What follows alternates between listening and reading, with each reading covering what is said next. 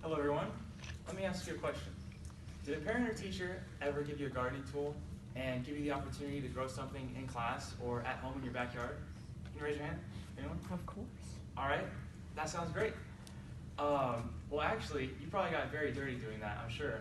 But when you're a kid, you don't really care about that kind of stuff. Instead, you made your parents proud, and you made yourself proud, and it was a good feeling and sense of accomplishment that you were able to do that. So, I want to show you this quick video. It's an example of a mother who got her neighborhood involved in this gardening project and got these kids involved and passionate about gardening. So here we go. What kind of thing would you like for yours? What? You want a watermelon as well? Okay. So you have a plan? So what are you going to have? Lettuce? Just for LMA. Yeah? Try to do it. Okay, what else do we have planned? Watermelon? Yep. And spinach? Yep. And kale? Yep. What's that one? Tomato. Oh, I think you could have a gorgeous garden. All right, so our goal is to provide underprivileged children and families with this similar opportunity with the Green Thumb Project. We are Tom Thumb, and my name is Joshua. My name is Bibbin. My name's Grace. William. And what are some of the problems that we're trying to address with this project? So, as you can see here, this is a map of the Dallas-Fort Worth area. The different sections indicate what are known as food deserts, which are geographic locations where the proportional amount of grocery stores don't have readily available access to these grocery stores and only have over-processed foods. This is a big problem, especially because these disadvantaged children and families that come from poor areas, they don't have the means to change their food situation, especially if they're living in one of these food desert locations. Currently, the benefits that are offered to families, such as the SNAP lunch programs, aren't enough to provide a lasting solution because even those programs, once the families become ineligible or their children surpass the age for school, they have to look to other options. So our plan is to provide children with education on the skills of farming and gardening, healthy nutritional habits, and the importance of environmentalism. We hope to involve communities by partnering with local farmers and give them the positive impact to bring back to their friends and family and neighbors. And we're also hoping to promote sustainability by gardening and help our planet. And now I'll hand it off to Grace to go into more detail about our plan. So basically, Tom Thumb will be hosting an 8-week summer program for underprivileged children in the Dallas area. We'll be selecting children from various schools from the most hit places by these food deserts and all of the hunger that's plaguing the area. So it's going to be an 8-week program, and we're going to be hosting it at Signature Farms, which is one of the partnered farms for Tom Thumb. And in Signature Farms, so the first week we'll have an introduction and planting for the kids, and then the second week we will have to be doing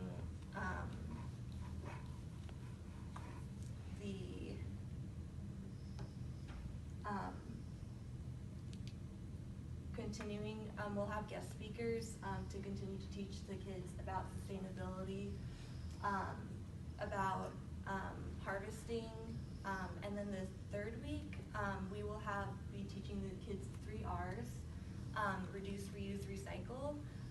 The fourth week we will be teaching them farming skills and more techniques related to farming.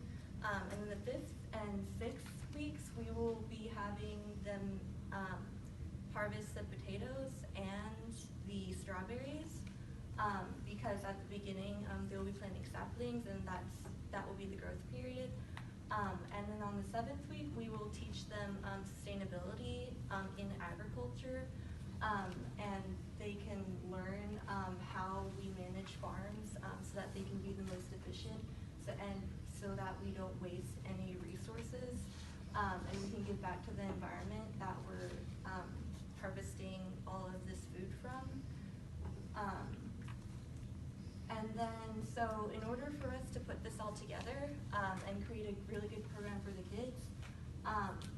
first thing we're going to have to do 2 months before, our plan is to make sure we get all of the kids selected from the various schools throughout the area. And then we will need to make sure 2 months beforehand that we gather the staffing and we secure the farming plot that we're going to have the kids on. 1 month before, we're going to make sure that we have the guest speakers and the transportation for the kids in advance. 2 weeks before, we're going to organize the entire event, put it together, and we're going to have to get together the catering and the equipment for the farm. And then 1 week before, we're going to make sure we have everything together. We're going to set everything up for the kids, and then we're going to make sure that we have everything good to go for the rest of the summer. And then I'm handing this off to William to talk about impact now. Alright. So the impact that we want to raise environmental awareness to the kids. We hope to improve their social interaction with other kids while they're learning gardening and while they're working and visiting the farms. We also want to promote healthy eating habits and help them make healthier meal plans. And our schedule is for 3 months prior to the program is renting farmland and scheduling guest speakers. 3 weeks prior, we want to purchase the farm equipment and all the saplings and produce. And then our 8-week program includes introduction, planting. We're going to talk about nutrition. We're going to have guest speakers talking about reducing waste and recycling, 3 R's. After that, we'll have farming skills and techniques. At the end, towards the end, we'll be harvesting the potatoes and the strawberries. Right, like at the end Bruce. of- Yeah. All right. At the end of 8. I'll pass it on to Vivian for the budget. Thanks, Will. So as far as the Green Thumb project goes, we're going to have many different expenses so we can have a successful program. The total project itself, it's a 3-month summer program. So the total cost will ultimately come down a little north of $60,000. And within that total of $60,000, the 3 primary costs will come from number 1, the food that we have to provide the kids. If it's 1 day a week, it's about a 6-hour session. So we obviously have to have a lunch break to feed the kids, or basically everybody that's involved in the program on that day. So that will be about north of 200 people, and that will be about $12 per person. We're catering from a local restaurant, and this is obviously for 8 weeks, like I said. So that's about $20,000. Second, we'll go to the farmers and the guest speakers. Transportation. Transportation will cost about $10,000 because we have to obviously get the kids from, we'll pick them up at the school and take them from the school to the farm. Signature Farms, like Grace mentioned, is in Keller, Texas.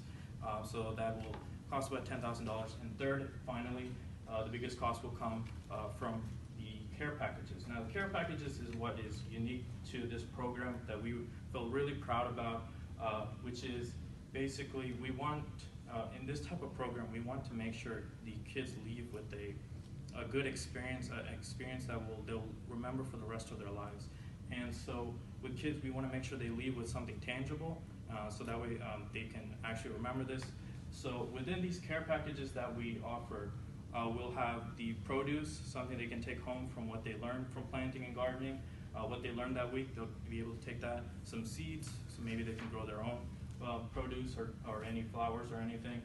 And finally, a TomTom $25 gift card, which obviously they can take their family if they need to buy. Usually these kids, like Josh mentioned, they're on the SNAP program. If you don't know what the SNAP program is, it's basically the free lunch program. Kids who, or parents and guardians who have a certain level of income that is not that's considered low income, they are allowed to have their kids enrolled in the free lunch program. So that is like Grace mentioned, and what I'll be going into is we'll be able to get those kids on the we'll be able to reach out to those kids. So within these care packages, they'll be able to receive some tangible goods to take home and transfer those skills that they learned from the farm to their back home and apply those skills. Next, I want to get into the staff, the people that will be involved on a day-to-day basis. Starting off with the scouter.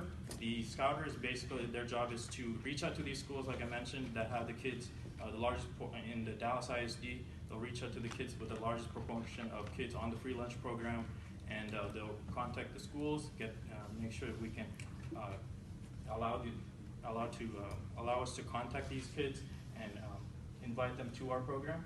Next is the treasurer. They'll be responsible to purchase equipment and note any costs that we have.